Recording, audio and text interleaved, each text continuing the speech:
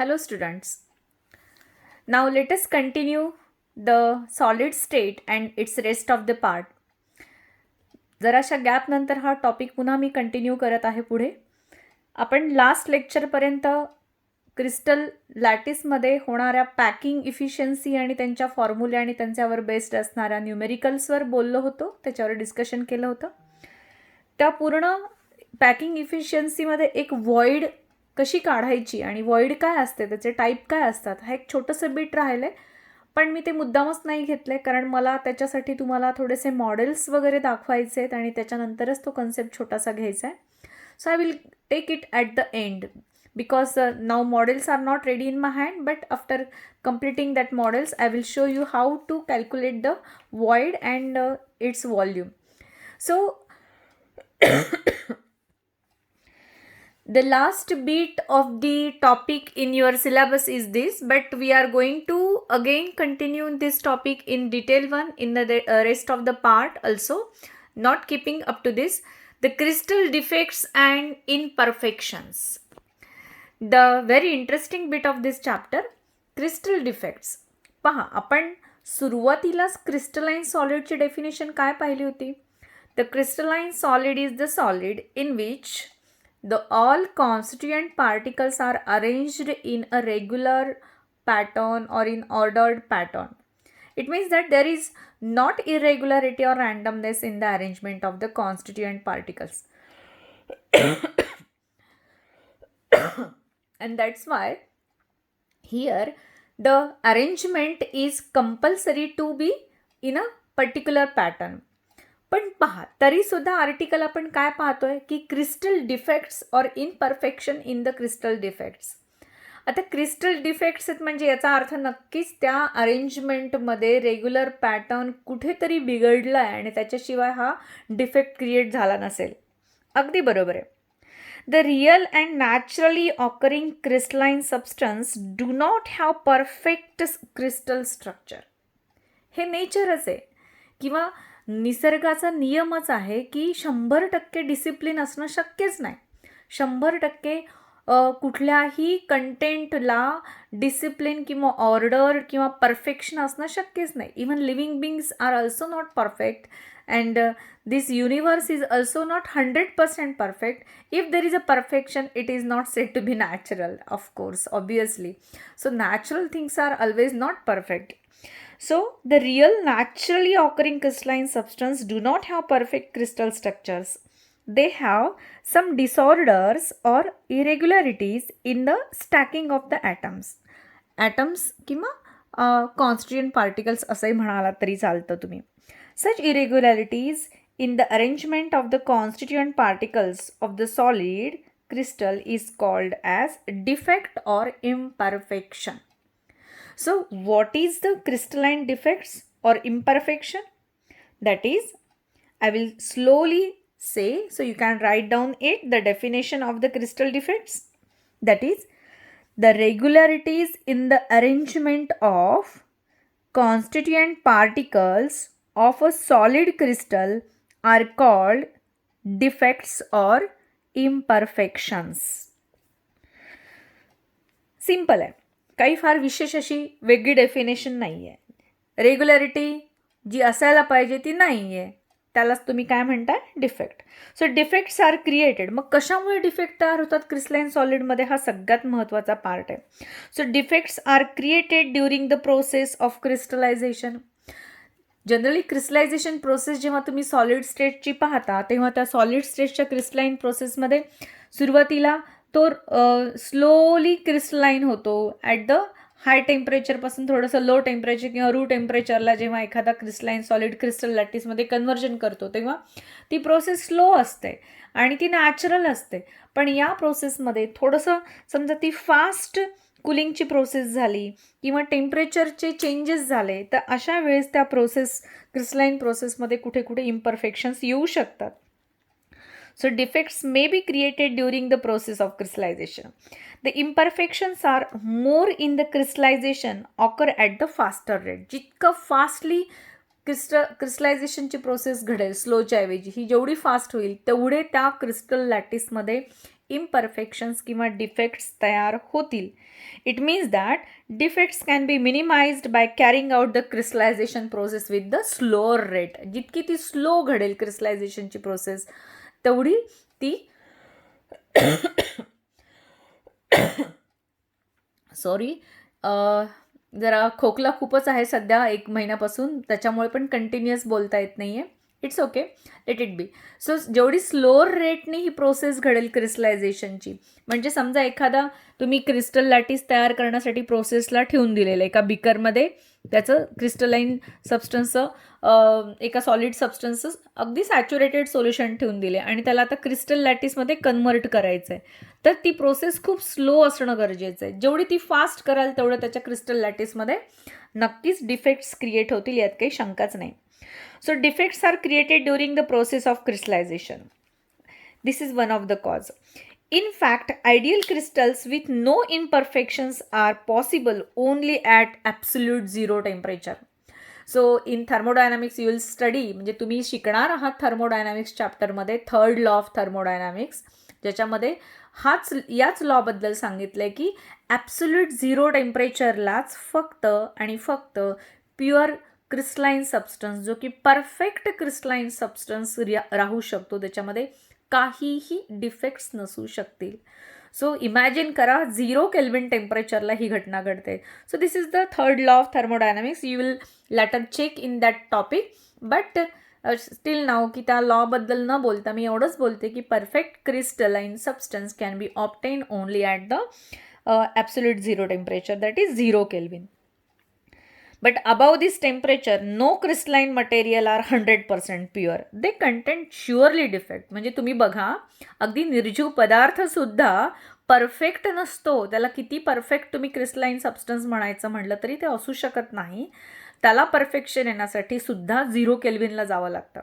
So हे imagine करा की कोणतीच घटना, कोणतीच गोष्ट, कोणताच निसर्गातला पार्ट हा परफेक्ट असू शकत नाही. त्याच्यामध्ये काही ना काहीतरी डिफेक्ट्स असतात. पण मॅक्झिमम परफेक्शन मिळवण्यासाठी त्यालासुद्धा विशिष्ट कंडिशन्समध्येच असावं लागतं. So that is important one. To get perfections always we should have the perfect conditions around us to follow it. Of course, whatever the nature of crystalline defects, electrical neutrality of the solid is maintained. ते असू द्या की defect जरी असला तरी पण solid स्टेटच्या नेचरमध्ये, त्याच्या केमिकल प्रॉपर्टीजमध्ये, त्याच्या कुठल्याही प्रकारच्या इलेक्ट्रिकल न्यूट्रलिटीमध्ये कुठेही चेंज घडत नाही, although the defects are present. It is important to note that sometimes defects are to be intentionally created or कधी कधी ते मॅन्युप्युलेट पण झालेले असतात in order to make desire properties that we want in the crystalline substance. म्हणजे कधी कधी आपण पर्पजली त्यांना इम्परफेक्ट पण बनवू शकतो बरं का. पण आता आपल्याला हे झालं थोडंसं डिफेक्ट्सबद्दलचं. मी इंट्रोडक्शन सांगितलं, दॅट्स इट, की डिफेक्ट्स म्हणजे काय आणि डिफेक्ट्स कशामुळे निर्माण होऊ शकतात, आणि 3rd म्हणजे काय, तर डिफेक्ट्स कधी कधी इंटेन्शनली पण क्रिएट केले जाऊ शकतात. So let it be. आता आपण पाहतोय काय, तर पुढचा पार्ट या डिफेक्ट्सचा तो म्हणजे काय, तर how we can have the different types of the defect with our crystalline solid. So let us see. So आपण क्रिस्टल डिफेक्ट्सचे किंवा या इम्परफेक्शनचे टाईप्स पाहतोय. पर्टिक्युलरली क्रिस्टलाइन लॅटिसमधलं आपण एका पॉईंटला कन्सिडर केलं तर, म्हणजे पॉईंट म्हणजे तो लॅटिस युनिट पॉईंट असतो किंवा लॅटिस पॉईंट असतो असं आपण म्हणू शकतो. त्या पॉईंटच्या ठिकाणी इम्परफेक्शन असेल तर त्याला तुम्ही पॉईंट डिफेक्ट असं म्हणायचं.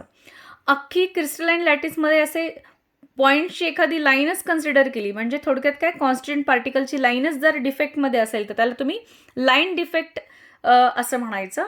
तर कधी कधी पूर्ण एक प्लेनच, म्हणजे क्रिस्टल लॅटिसचा पूर्ण एक प्लेन लेंथ वाईज आणि विड्थ वाईज त्यांच्या अरेंजमेंटमध्ये डिफेक्ट बघायला भेटतो, त्याला तुम्ही प्लेन डिफेक्ट असं म्हणायचं. सो बेसिकली क्रिस्टलाइन लॅटिसमध्ये जेव्हा तुम्ही पार्टिकल्सच्या अरेंजमेंटचा विचार करता तेव्हा ही अरेंजमेंट एक रेग्युलर पॅटर्नची असते, राईट. एकतर ती अशा पद्धतीने स्क्वेअर किंवा क्युबॉइड फॉर्मॅटमध्ये असते, तर कधी कधी हेक्झागोनल फॉर्मॅटमध्ये असते. तुम्ही हे दोन्ही प्रकार शिकलेला आहात, क्युबॉइड आणि हेक्झागोनल. सो ह्या दोन्हीही टाईपमध्ये शिकत असताना सगळ्यात महत्त्वाचा पार्ट लक्षात काय ठेवून द्यायचा आहे तुम्हाला, तर याच्यामध्ये जर पॉईंटमध्ये समजा एकच याच्यातला युनिट सेल गायब झाला आहे किंवा इथला एक युनिट पॉईंट गायब झाला आहे, तर अशा वेळेस तो जो काही पॉईंट गायब होतोय किंवा तिथे काहीतरी डिफेक्ट तयार झाला तर त्याला म्हणायचं पॉईंट डिफेक्ट. समजा ही पूर्ण अख्ख्या लाईनमध्येच डिफेक्ट असेल तर त्याला म्हणायचं लाईन डिफेक्ट. किंवा लेंथ वाईज आणि विड्थ वाईज पूर्ण एखाद्या प्लेनमध्येच डिफेक्ट आला तर त्याला म्हणायचं प्लेन डिफेक्ट. सो क्रिस्टलाइन लॅटिसमध्ये ह्या सगळ्या गोष्टींचा विचार केला जातो ज्या गोष्टीमध्ये आपण तिथे डिफेक्ट पाहतोय. एका सिंगल युनिट किंवा एखाद्या सिंगल लॅटिस पॉईंटमध्ये डिफेक्ट किंवा पूर्ण अख्ख्या लाईनमध्ये डिफेक्ट, त्या पॉईंटच्या लाईनमध्ये किंवा अख्ख्या प्लेनमध्ये. सो तिन्ही गोष्टी पाहायला जातात. हे अजून मॉडेलवर तुम्हाला छान कळेल. जर प्रत्यक्षात मॉडेल समोर असतं तर अजून छान ते एक्सप्लेनेशन जमलं असतं. But it's okay, it's not so much hard to understand. But in your syllabus you are going to study in detail about the point defect. These point defects are further classified as in 3 categories: stoichiometric point defect, impurity defect, and non-stoichiometric point defect. So these are the 3 types of the point defect. Stoichiometric, the name itself indicating that stoichiometric म्हणजे तिथे तुम्हाला compulsory एक थोडक्यात काय अगदी equivalent किंवा बरोबर कॅल्क्युलेशनने केलेलं हा पॉईंट डिफेक्ट असेल की त्याच्यामध्ये फॉर्म्युलामध्ये काही चेंज होणार नाही किंवा कुठल्या प्रकारच्या प्रपोर्शनमध्ये चेंज होणार नाही. कॉन्स्टंट पार्टिकल्स जे कुठले असतील, समजा कॅशन अनायनचं जे काही प्रपोर्शन आहे ते काहीच चेंज होणार नाही, अशा पद्धतीने असणारा हा पॉईंट डिफेक्ट आहे. इम्प्युरिटी डिफेक्टमध्ये तुम्हाला इतर कुठलेही कॉन्स्टिट्युएंट पार्टिकल्स त्या पूर्ण क्रिस्टल लॅटिसच्या मध्ये असणाऱ्या वॉइडमध्ये ते जागा ऑक्युपाय करू शकतात. तर नॉन स्टायकोमेट्रिक पॉईंट डिफेक्टमध्ये इथे मात्र प्रपोर्शन चेंज होऊ शकतं किंवा त्यांचा फॉर्म्युला पण चेंज होऊ शकतो. So let us see first stoichiometric point defect. These are further classified into 4-1. No doubt आपल्याला ह्या सगळ्यांचं detailing with examples with properties बघायचं आहे.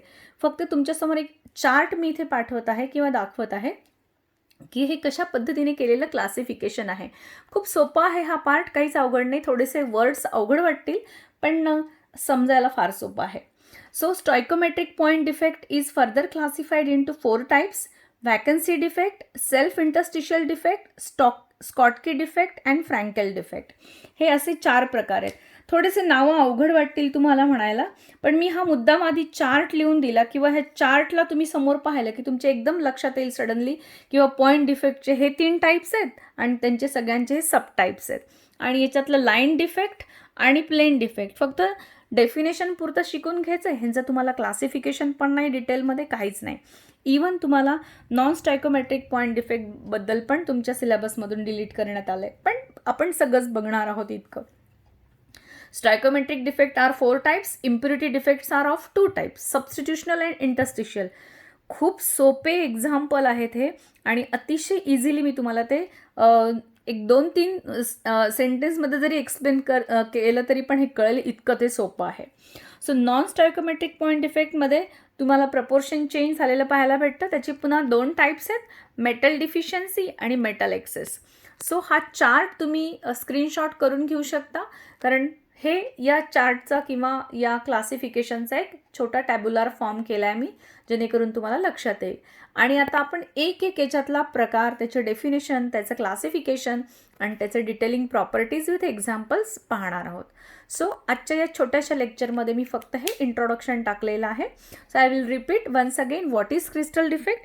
Crystal defect is defined as that it is a regularity in the arrangement of constituent particles of the solid crystals.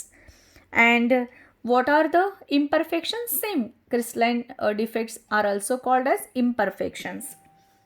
So imperfections. Okay, now why this is caused, याचं reason काय, हे कशामुळे घडतं, MCQ मध्ये विचारू शकतात ह्याच्या, कारण पर्टिक्युलरली डिफेक्ट्स कशामुळे असू शकतात. त्याचं one of the best cause आहे की जर क्रिस्टलाइन प्रोसेस जी असते क्रिस्टलायझेशनची, ही जर खूप स्लोअर झाली, नॅचरली झाली, तर त्याच्यामध्ये कमीत कमी डिफेक्ट्स पाहायला भेटतात. पण ती जर फास्टर रेटने झाली तर त्याच्यामध्ये खूप जास्त इम्परफेक्शन्स किंवा डिफेक्ट्स पाहायला भेटतात.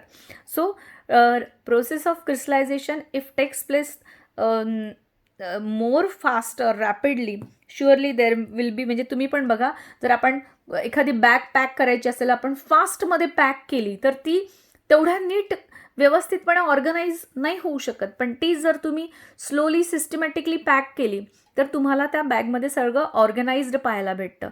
सेम वे आहे, क्रिस्टलायझेशनच्या प्रोसेसला तुम्ही जितकं फास्टली होऊ द्याल तेवढं त्याच्यामध्ये ऑर्गनायझेशन कमी होतं पार्टिकल्सचं, आणि त्याच्यामुळे अरेंजमेंट ही रेग्युलर न राहता इम्परफेक्ट बनायला सुरुवात होते, कारणीभूत ठरते. बट ॲज सच नॅचरली कुठलाही क्रिस्टलाईन ट्रू सॉलिड जर घेतला तर त्याच्यामध्ये 100% तुम्हाला परफेक्शन नाही पाहायला भेटत, आणि त्याच्यामध्ये काही ना काहीतरी डिफेक्ट्स हे असतातच असतात. आणि याचं कारण हे वन ऑफ द सांगितलं मी, याचं अजून एक कारण असतं, टेम्परेचर पण असतं. कधी कधी काय होतं की बाबा क्रिस्टलाईन सबस्टन्सेस हीट घेतात आणि त्या हीटमुळे सुद्धा त्यांच्यामध्ये काहीतरी त्यांच्यामध्ये जागा बदल होते, स्किपिंग होते, त्यांच्यामध्ये पॉईंट डिफेक्ट, लाईन डिफेक्ट घडू शकतात, आणि त्यामुळे सराउंडिंग कंडिशन्स देखील म्हणजे इम्पॉर्टंट ठरतात क्रिस्टलाईन सबस्टन्सला ऑर्गनाईज व्हायला. त्यामुळे पण इम्परफेक्शन घडतं. पण ॲट 0 किंवा ॲब्सोल्यूट 0 केल्विन टेम्परेचरला मात्र शुअरली परफेक्ट क्रिस्टलाईन सबस्टन्स तुम्हाला पाहायला भेटेल, हे नक्की. So but naturally it is not possible obviously. So this is classification, and for today one it will be over by my side. So we'll see in next lecture detail each and every part of the stoichiometric point defect. This take one lecture and these two take again one lecture. So in next lecture we'll see all these one. So thank you.